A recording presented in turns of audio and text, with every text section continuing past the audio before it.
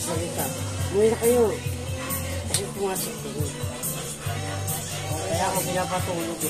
Kasi nag-uwi nung kasama niya. Ay ko, wala yan naman yung... Pinaitan mo ba? Yeah, ano yun eh. Kapag-anak ko kasi siya. Ayaw maniwala na may nagawang halugak sa mga tao.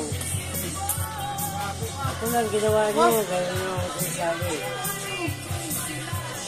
Sino na kayo? Ayun, busog. Puro lalaki ang kalaro.